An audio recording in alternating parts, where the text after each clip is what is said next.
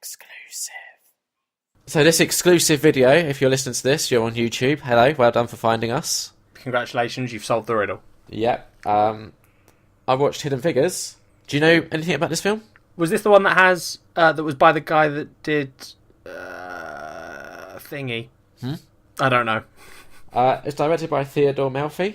I don't really know what else he's done, to be honest. Fair enough.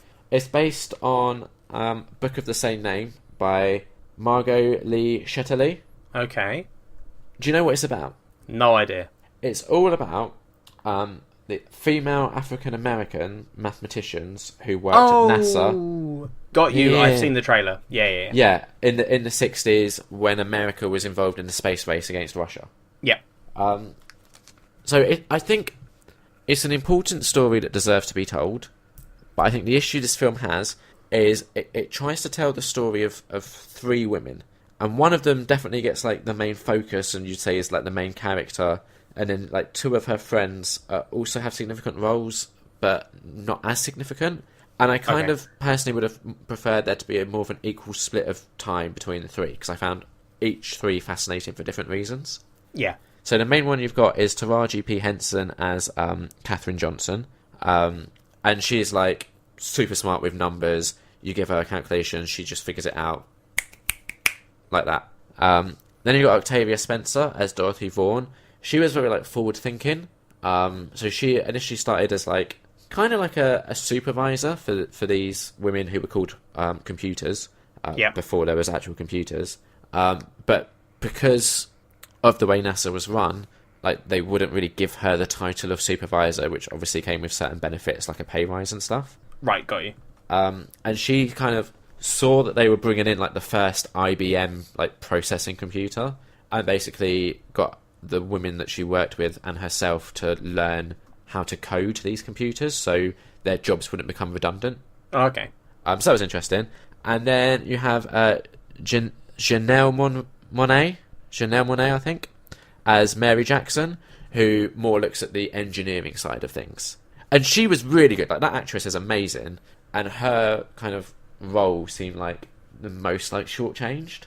Yeah. I think the other issue it has is obviously it's a biopic again, and it kind of like it brings in like the family life and romantic interests and stuff like that, and that sort of stuff. Like, while it happened, it kind of slows down the pace of the film a little bit. So like I get why they've had to do it, because you couldn't just be like, well, we'll just ignore that ever happened. But you're already trying to like spin the plates of these three stories, then you're chucking in love interests and stuff, and it just becomes a little bit too much. Yeah.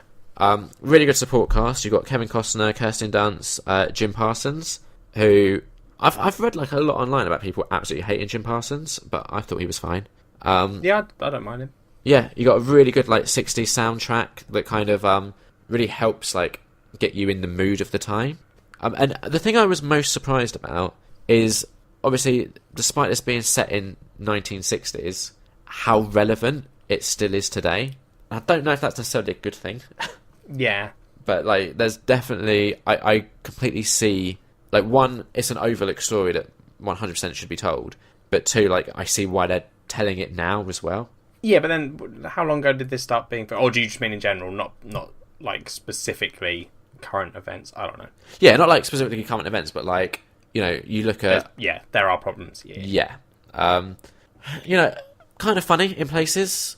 It's 3 out of 5. Like, it was fine, decent. Nothing like, I wouldn't say like you got to rush to the cinema to see it, but if it's like on TV or something, there's probably worse things to do than watch it. Fair enough. I would just like to clarify, Liam. Yep. Because I looked up, because I always, with these like based on a true story things, yeah, I always check, because I'm always like, you can't just assume. Yeah. And apparently Katherine Johnson said she didn't feel any of the segregation at NASA because everybody was there doing research.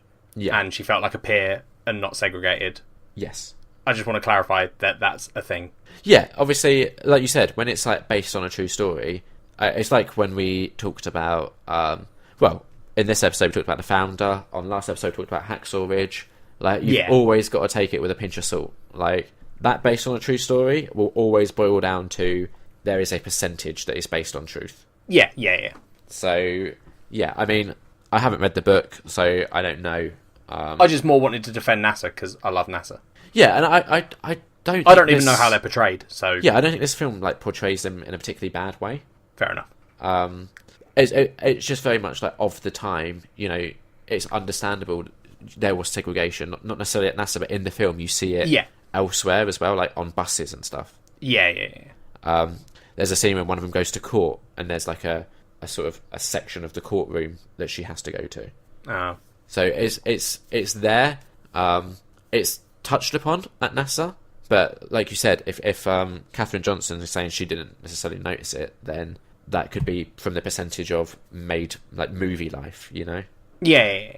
But yeah, you know, if you like NASA and stuff, like I love sort of stuff that deals with NASA and space, like Apollo 13 is one of my favourite films.